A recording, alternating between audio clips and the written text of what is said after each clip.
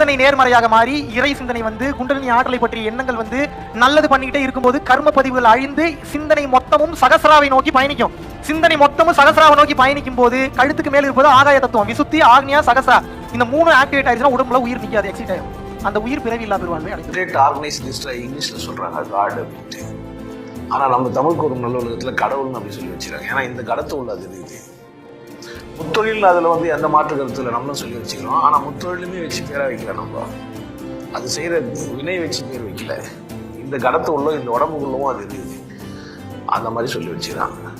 இந்த கடத்துக்குள்ள இருக்கிறதுனால அது பேர் கடவுள். கடவுளுக்கு இன்னொரு பேர் உயிர்.